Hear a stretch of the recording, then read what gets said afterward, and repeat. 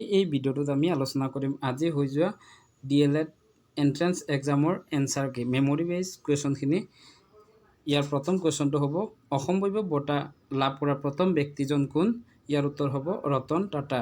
2 number question মাটিত থকা প্ৰধান উপাদান কেইটা? ইয়াৰ উত্তৰ হ'ব 4টা। 3 নম্বৰ কুৱেশ্যনটো হ'ব হিমালয় পৰ্বতত খনিজ পদাৰ্থ কিয় পোৱা নাযায়?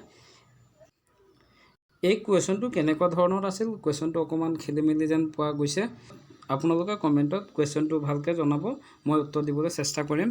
ইয়াৰ পিছত 4 নম্বৰ কুৱেশ্যনটো হ'ব নতুন প্ৰজাতিৰ কপৌ ফুল কোনখন ৰাষ্ট্ৰীয় উদ্যানত পোৱা গৈছে? ইয়াৰ উত্তৰ হ'ব কাজিৰঙা ৰাষ্ট্ৰীয় উদ্যানত।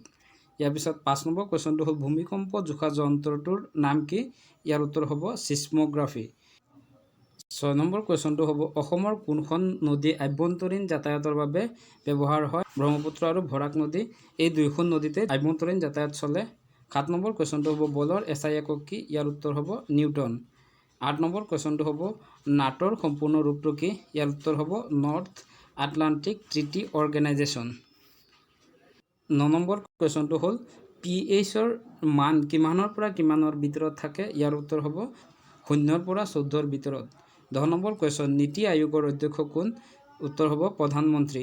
11 নম্বৰ বিশ্ব বন দিৱস কেতিয়া পালন কৰা হয়? ইয়াৰ উত্তৰ হ'ব 21 মাৰ্চ। 12 নম্বৰ কুৱেশ্যনটো হ'ব সংবিধানৰ মতে চৰকাৰৰ মুৰব্বী কোন? ইয়াৰ উত্তৰ হ'ব প্ৰধানমন্ত্ৰী।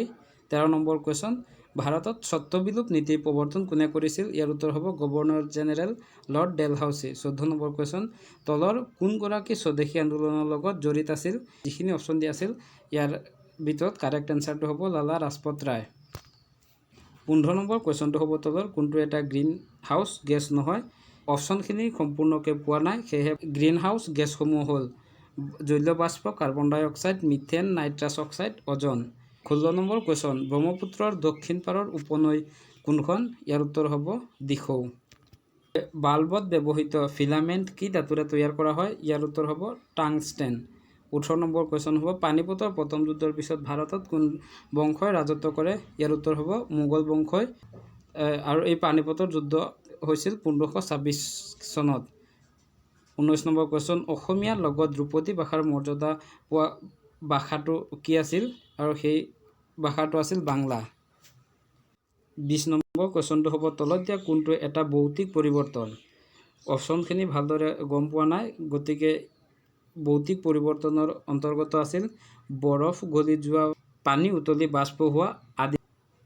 21 নম্বৰ কুৱেশ্যন অসমত ভক্তি আন্দোলনৰ জনক বুলি কাক জনা যায়? ইয়াৰ উত্তৰ হ'ব শংকৰদেৱ। এইখিনি আছিল এই ভিডিঅ'টোত আলোচনা কৰিবলগীয়া কুৱেশ্যন। বাকী কুৱেশ্যনখিনি আপোনালোকে কমেণ্ট কৰি জনাব, মই নেক্সট ভিডিঅ'ত আলোচনা কৰিবলৈ চেষ্টা কৰিম। ভিডিঅ'টো ভাল পালে লাইক কমেণ্ট শ্বেয়াৰ কৰিবলৈ নাপাহৰিব। ধন্যবাদ।